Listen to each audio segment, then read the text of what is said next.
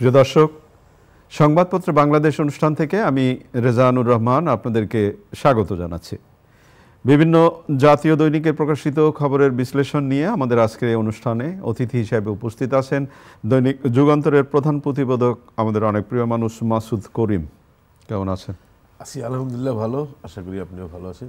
পত্রপত্রিকায় প্রকাশিত শিরোনাম একেবারে একই রকম। আজকে দেশের স্বার্থে সব দলের ঐক্য দরকার, প্রথম আলোর শিরোনাম। সার্বভৌমত্বের প্রশ্নে ঐক্যমত্য, যুগান্তরের শিরোনাম।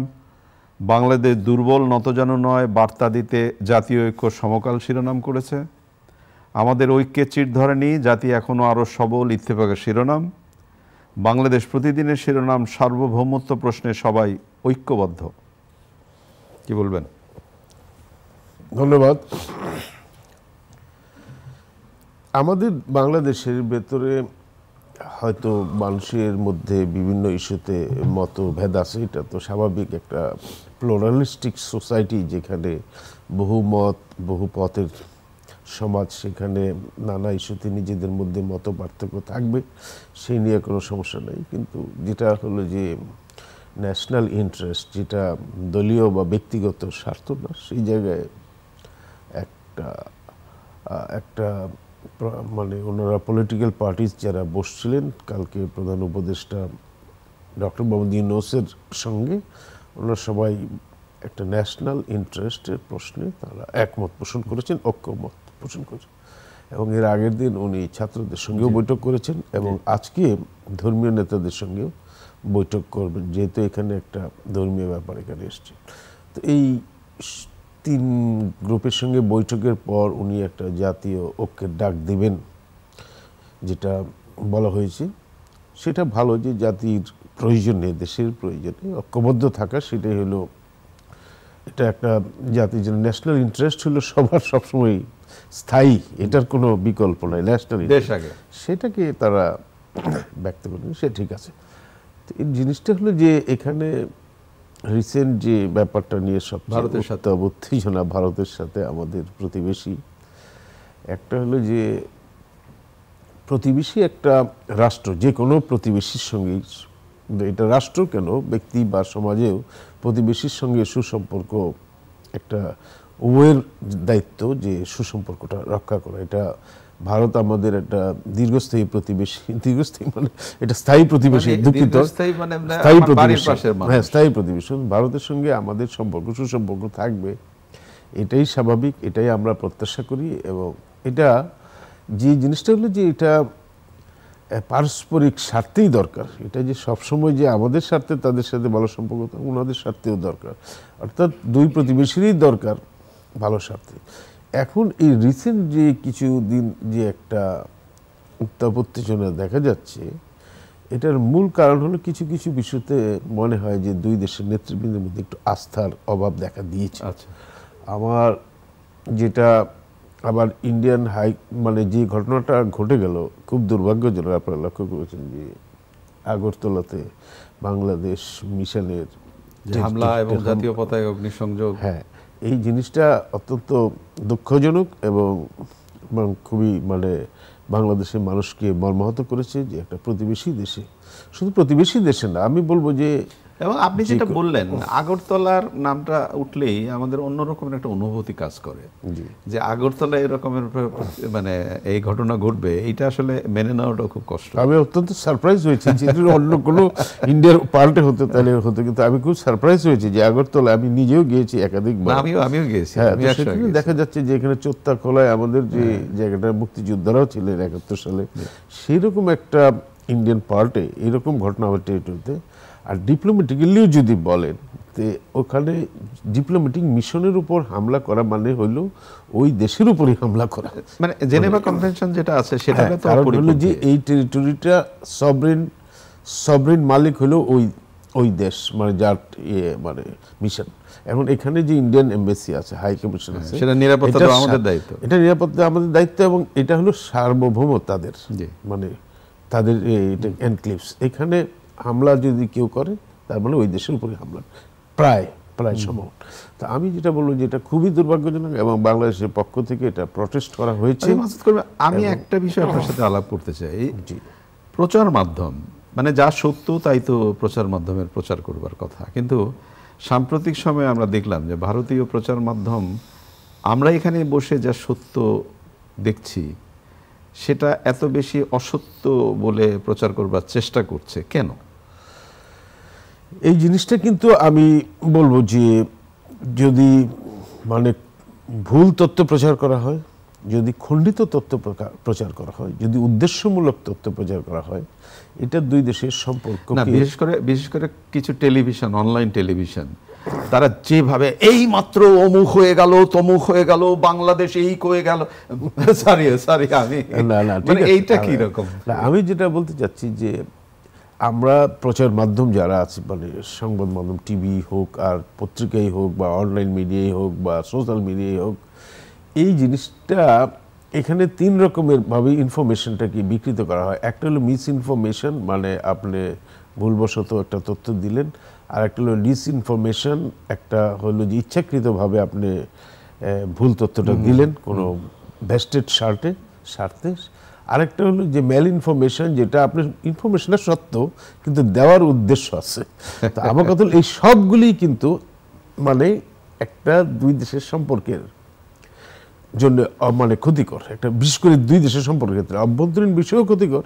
আমি বলছি যে দুই দেশের সম্পর্কের ক্ষেত্রে তথ্যগুলি অবাধ এবং সঠিক, অ্যাকুরেট এবং হলিস্টিক হতে হবে, সামগ্রিকভাবে। এটা খণ্ডিত দিলেন, বারবার দেখালেন একাংশ বা পূর্ণাঙ্গ চিত্রটা আসলো না, তাহলে সেটা ক্ষতিকর। এবং এই জিনিসটা আমাদের পররাষ্ট্র উপদেষ্টা রিপিটেডলি বলছেন যে তৌহিদ সাহেব, যে আমরা স্বাভাবিক সম্পর্কও রক্ষা করতে পারছি না, যেখানে দুই দেশের পররাষ্ট্রমন্ত্রী মানে আমাদের উপদেষ্টা ওনাদের মন্ত্রী সেপ্টেম্বরে বৈঠক করেছেন, যে তারা একমত হয়েছেন যে দুই দেশের মধ্যে একটা ভালো গুড ওয়ার্কিং রিলেশন রাখবেন। সেই জায়গাটা একটা সমস্যা হচ্ছে এটা প্রচার মাধ্যমে। তো আমরা মনে করি যে প্রচার মাধ্যম যেহেতু জনমত গঠন করে, দায়িত্বটাও বেশি।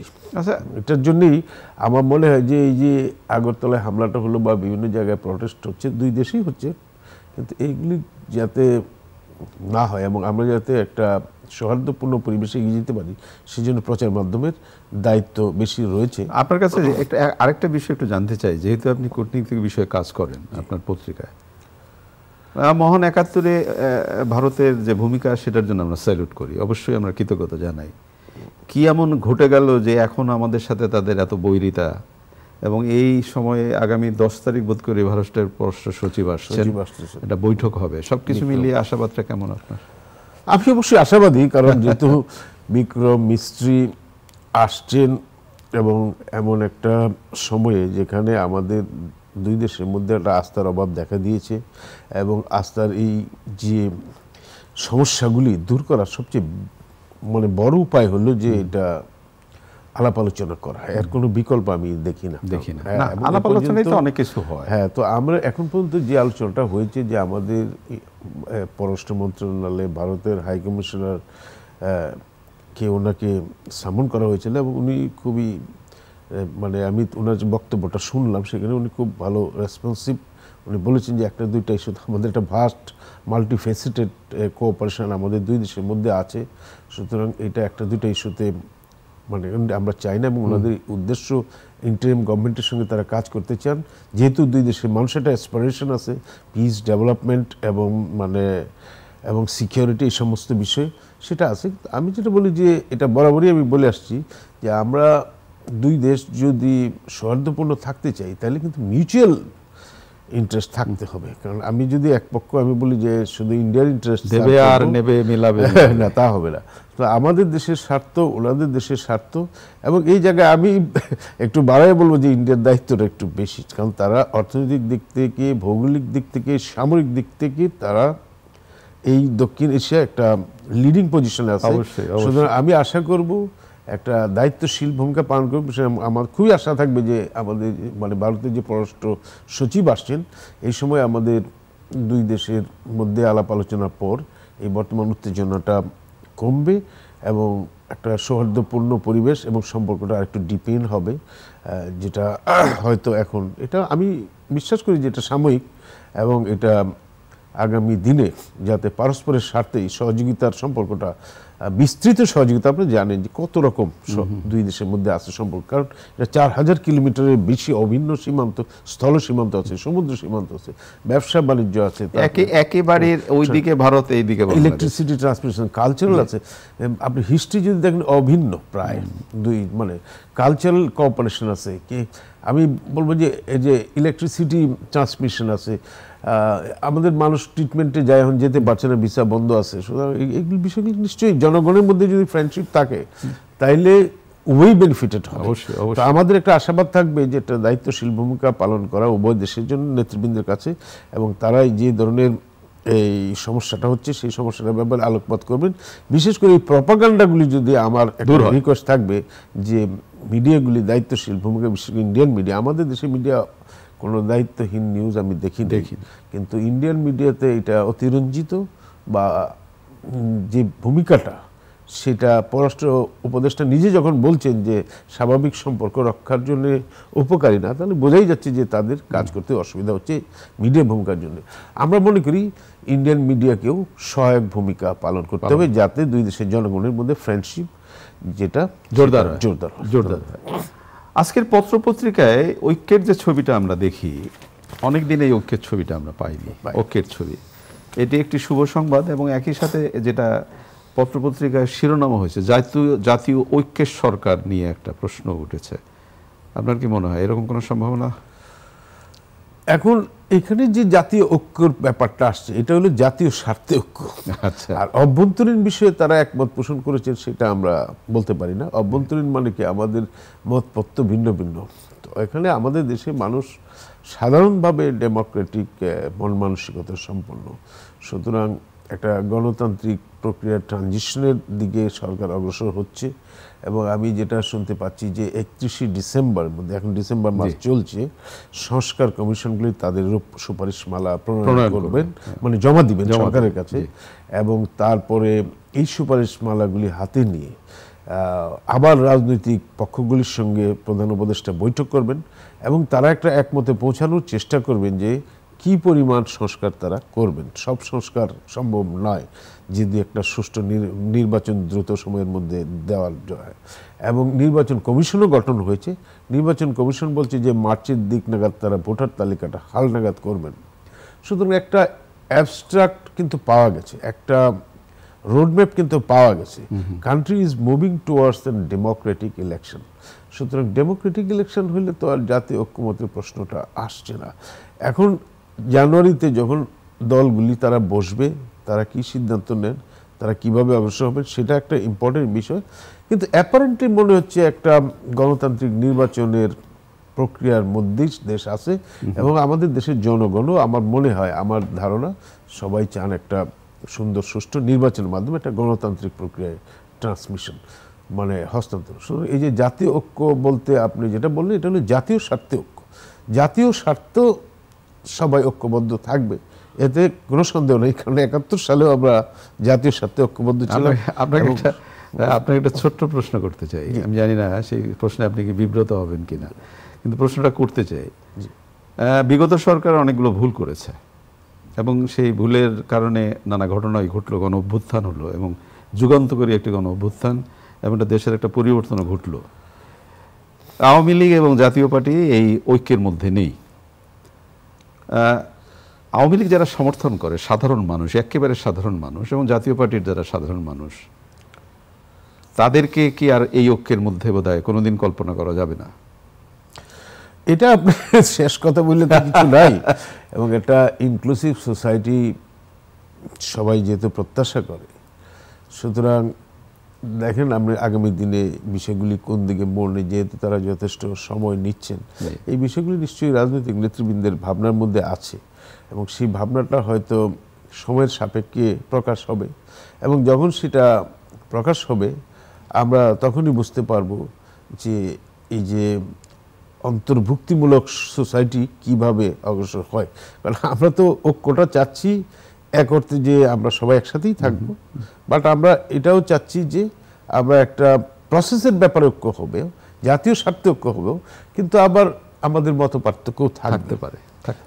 আমাদের রাজনৈতিক প্রশ্নে, উন্নয়নের প্রশ্নে, আমাদের সামনে চলার প্রশ্নে মত পার্থক্য থাকবে। সেই মত পার্থক্যগুলি সবারগুলিকে অ্যাকোমোডেট করা, কারণ একটা গণতান্ত্রিক সোসাইটিতে এই যে আমরা বলি যে কেউ পিছিয়ে পড়ে থাকবে না, তাহলে সংখ্যালঘু বলতে আমরা এখানে যে কিছুদিন ধরে খুব বলা হয়েছে যে 7% 8% হিন্দু আছে, আমি বলছি 1%ও যদি থাকে কেউ, তাকেও কিন্তু অনবোর্ড করতে হবে। আমার দেশের মানুষ, সেও আমার দেশের মানুষ, সংখ্যালঘু কোনো অন্য দেশের লোক না। তো আমি বলতে চাচ্ছি যে একটা ইনক্লুসিভ সোসাইটি গঠন করার জন্য কি করণীয় সেটা আশা করি আমাদের নেতৃবৃন্দ উপলব্ধি করবেন অবশ্যই। এই সময়ে শিরোনাম হলো যে 70 জঙ্গি সহ 700 বন্দী এখনো পলাতক, এবং ভীতি ছড়াচ্ছে লুণ্ঠিত অস্ত্র জেল পালানো আসামিরা। এটা তো ডেফিনেটলি উদ্বেগজনক, এবং এটা আমরা যেটা বলি যে আইন শৃঙ্খলা, যে অন্তর্বর্তী সরকার মানে এই না যে সরকার শুধু একটা ইলেকশনে পরিবেশ করবে, এটা তাদের একটা উদ্দেশ্য, সংস্কার করবে, এটা তাদের উদ্দেশ্য। কিন্তু রুটিন দায়িত্বে যেগুলি, যেমন নিরাপত্তা বিধান করা, অর্থনীতিকে যথাযথভাবে পরিচালনা করা, কিংবা দৈনন্দিন জীবনযাত্রায় মানুষকে সহজ করা, এই যে ট্রাফিকের কথা বলে যে খুব অসহনীয় অবস্থা, এই ট্রাফিক, এটা সরকার তো সরকার, অন্তর্বর্তী সরকার মানে এই না যে তারা শুধু সংস্কার করবেন, নির্বাচন করবেন। মানুষের স্বাভাবিক জীবনের মধ্যে 1 নম্বরই আছে নিরাপত্তা, মানুষ যাতে নিরাপদে তাদের কার্যক্রম পরিচালনা করতে পারেন। তো এই ক্ষেত্রে যেই ব্যাপারগুলি ঘটেছিল, বিশেষ করে 5 তারিখে যে আউস্টার, মানে শেখ হাসিনার যে ক্ষমতাচ্যুতি, তারপর থেকে 8 তারিখ পর্যন্ত মোটামুটি একটা সরকারহীনই বলা যায়। 8 তারিখ তারা শপথ নিলেন, যদিও সেনাবাহিনী বা অন্যান্য যারা দায়িত্বশীল ছিলেন তারা কোনোভাবে এটাকে, ওই সময়টা অনেক ঘটনা ঘটে গেছে, সেই ঘটনার লফুলগুলি হয়তো এফেক্ট এখনো হচ্ছে, এবং এখন পরিস্থিতির অনেকখানি উন্নতি হয়েছে আমি বলবো যে ওই সময়ের তুলনায়, কিন্তু এটাই যথেষ্ট নয়। আমি বলি যে স্বাভাবিক জীবনের নিরাপত্তার জন্য আরও যথেষ্ট করণীয় আছে, বিশেষ করে পুলিশকে আরও বেশি মানে কার্যকর করে তোলার জন্য। পুলিশ অনেক বেশি ডিসমেন্টালি বলবো না, পুলিশ অনেক বেশি অকার্যকরী ছিল প্রায়। তো সেটাকে ধীরে ধীরে তারা সিস্টেমের মধ্যে আসতেছে এবং নতুন যোগদান করছে। তো আমার মনে হয় যে আগামী দিনগুলিতে এই জিনিসটা অবশ্যই একটা সরকারের দায়িত্ব, এবং সরকার আমার মনে হয় এই বিষয়ে সচেতন আছে, এবং পরিস্থিতির ধীরে ধীরে অগ্রগতিও হচ্ছে। সুতরাং আমাদের আশা থাকবে যে এই যে যারা পলাতক আসামি আছে, জঙ্গি আছে, নিষিদ্ধ সংগঠনের লোকজন আছে, তাদেরকে ওয়ান্টেড লোকজন আছে, ওদেরকে ধরা হবে এবং অস্ত্রগুলি উদ্ধার করা হবে। এবং এই ক্ষেত্রে আমার মনে হয় যে এখন তো শুধু যে পুলিশ তা নয়, আর্মিও আছে মাঠে এবং অন্যান্য বাহিনীও আছে। তো তারা সবাই মিলে কাজ করলে আমার মনে হয় যে এটা পরিস্থিতির উন্নতি হবে। অনেক ধন্যবাদ আপনাকে। প্রিয় দর্শক, আমরা যে বিষয়গুলো নিয়ে কথা বললাম আপনারা শুনলেন। একটা জাতীয় ঐক্যের ডাক দিয়েছেন মাননীয় প্রধান উপদেষ্টা। দেশটা এগিয়ে নিয়ে যেতে হবে, কাজেই ঐক্যটা তো অনেক জরুরি। ভালো থাকবেন। আগামীকাল নিশ্চয়ই সময় আবার কথা হবে। খোদা হাফেজ।